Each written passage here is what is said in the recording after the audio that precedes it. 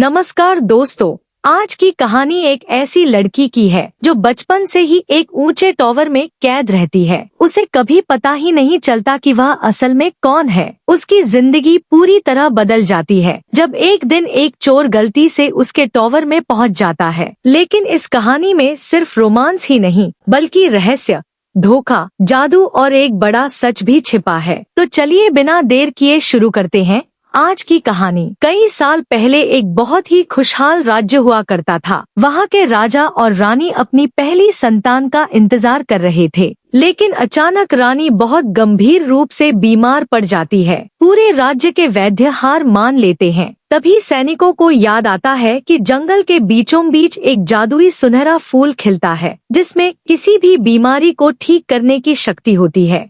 लेकिन उस फूल का एक और राज भी था। जंगल में रहने वाली एक बूढ़ी औरत जिसका नाम गोथेल था, सालों से उसी फूल की ताकत से खुद को जवान बनाए हुए थी। वह रोज उस फूल के सामने एक जादुई गीत गाती और उसकी शक्ति से अपनी जवानी वापस पा लेती थी। राजा के सैनिक पूरे जंगल में खोज करते हैं और आखिरकार वह फूल ढूंढ लेते हैं। उन्हें इस बात का बिल्कुल अंदाजा नहीं होता कि कोई और भी इस फूल पर निर्भर है। वे फूल को महल ले जाते हैं और उससे दवा बनाकर रानी को पिला देते हैं। कुछ ही समय में रानी पूरी तरह ठीक हो जाती है और एक सुंदर बच्ची को जन्म देती है। उसका नाम रखा जाता है रपुंज़ेल। लेकिन जैसे ही वह जन्म लेती है, उस जादुई फूल की सारी शक्ति उसके सुनहरे बालों में आ जाती है। पूरे राज्य में खुशी का माहौल होता है। लेकिन दूसरी तरफ गोथेल अपनी जवानी खोने लगती है। वह महल में चोरी छिपे पहुंचती है और रपुंज़ेल के बालों का एक छोटा सा हिस्सा काटने की कोशिश करती है। जैसे ही बाल कटते हैं,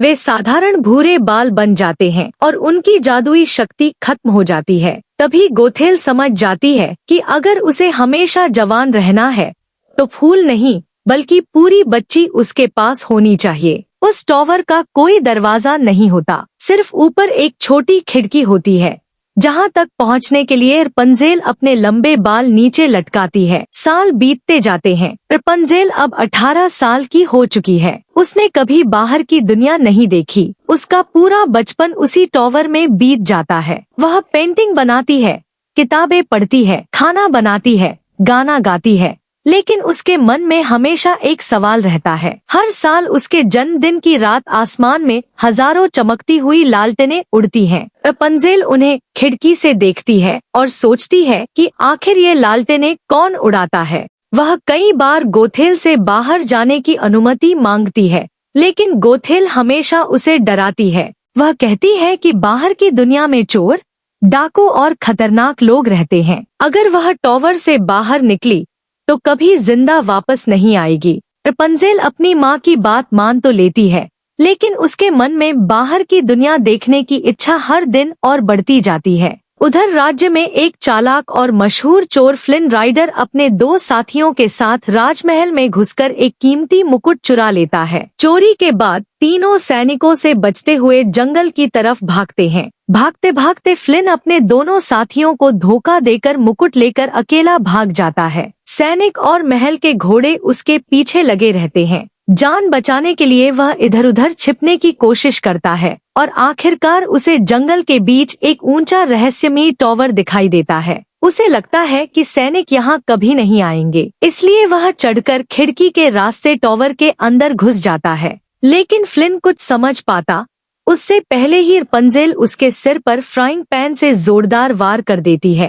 फ्लिन वहीं बेहोश होकर गिर जाता है। रपुंज़ेल अपनी जिंदगी में पहली बार किसी बाहरी इंसान को देखती है।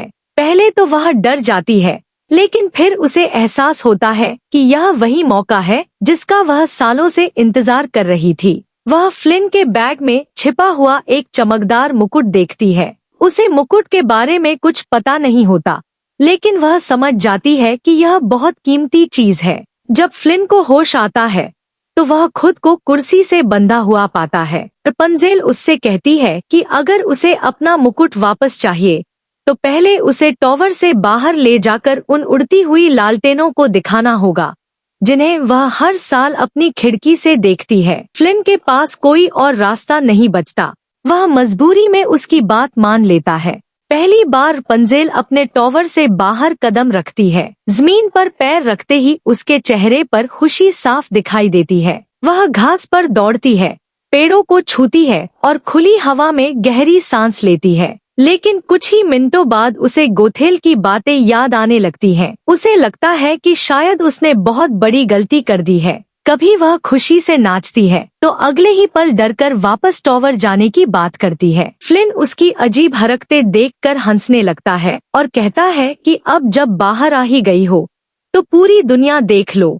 उधर गोथेल जब टॉवर लौटती है तो रपुंज़ेल को गायब पाकर घबरा जाती है। उसे तुरंत समझ आ जाता है कि कोई रपुंज़ेल को अपने साथ ले गया है। वह पूरे जंगल में उसकी तलाश शुरू कर देती है। इधर फ्लिन रपुंज़ेल को एक अजीब सी सराय में ले जाता है जहां खतरनाक डाकू बैठे होते हैं। फ्लिन का इरादा था कि रपुंज़ेल डर जाएगी और खुद ही टॉवर वापस जाने की जिद करेगी, लेकिन होता बिल्कुल उल्टा है। रपुंज़ेल उन डाकुओं से प्यार से बात करती है और उनसे पूछती है कि क्या उनके भी कोई सपने हैं। पहले तो सब हंसते हैं, लेकिन फिर एक एक करके हर डाकू अपना सपना बताने लगता है। कोई पियानो बजाना चाहता है, कोई फूल उगाना चाहता है, तो कोई मशहूर कलाकार बनना चाहता है। कुछ ही देर में पूरी सराय गाने और हंसी से भर जाती है। तभी राजा के सैनिक वहां पहुंच जाते हैं। फ्लिन को पकड़ने की कोशिश होती है और सराय में जबरदस्त लड़ाई शुरू हो जाती है। डाकू इस बार फ्लिन और रपुंज़ेल की मदद करते हैं। दोनों किसी तरह वहां से भाग निकलते हैं, लेकिन जंगल में उनका पीछा अभी भी सैनिक और महल का सबसे समझदार घोड़ा मैक्सिमस कर रहा होता है। भागते भागते फ्लिन और रपुंज़ेल एक गहरी घाटी में फंस जाते हैं। दोनों बाहर निकलने की पूरी कोशिश करते हैं, लेकिन हर रास्ता बंद हो चुका होता है। अब उन्हें लगने लगता है कि शायद उनकी जिंदगी यहीं खत्म होने वाली है। मरने से पहले फ्लिन सच बता देता है कि उसका असली नाम यूजीन फिट्जहर्बर्ट है। वह कोई राजकुमार नहीं, बल्कि बचपन से अनाथ रहा एक साधारण लड़का है जिसने बड़ा होकर चोरी का रास्ता अपना लिया। उसी समय रपुंज़ेल को याद आता है कि उसके बाल सिर्फ लोगों को ठीक ही नहीं करते, बल्कि अंधेरे में चमक भी सकते हैं। जैसे ही वह गाना गाती है, उसके सुनहरे बाल तेज रोशनी फैलाने लगते हैं। उसी रोशनी में उन्हें गुफा की छत पर एक छिपा हुआ रास्ता दिखाई देता है और दोनों किसी तरह बाहर निकल आते हैं। इस घटना के बाद फ्लिन और रपुंज़ेल के बीच गहरा भरोसा और प्यार पैदा हो जाता है। आखिरकार वह रात आ जाती है जिसका रपुंज़ेल ने बचपन से इंतजार किया था। दोनों नाव में बैठकर झील के बीच पहुंचते हैं। तभी पूरे आसमान में हजारों चमकती हुई लालटेनें उड़ने लगती हैं। यह दृश्य देखकर रपुंज़ेल की आंखें खुशी से भर जाती हैं। फ्लिन अपना चुराया हुआ मुकुट वापस महल लौटाने का फैसला करता है, लेकिन तभी उसके पुराने साथी उसे पकड़ लेते हैं। वे उसे धोखा देकर सैनिकों के हवाले कर देते हैं और रपुंज़ेल को गोथेल के पास पहुंचा देते हैं।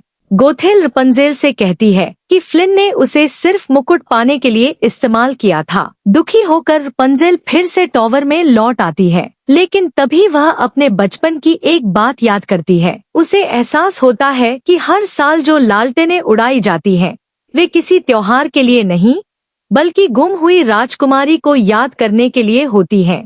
अब उसे समझ आ जाता है कि वही उस राज्य की असली राजकुमारी है। उधर फ्लिन को फांसी की सजा मिलने वाली होती है। तभी महल का घोड़ा मैक्सिमस और उसके कुछ दोस्त उसकी मदद करते हैं। फ्लिन जेल से भागकर सीधे टॉवर पहुंच जाता है, लेकिन वहां पहुंचते ही गोथेल उसकी पीठ में चाकू मार देती है। फ्लिन बुरी तरह घायल होकर जमीन पर गिर जाता है।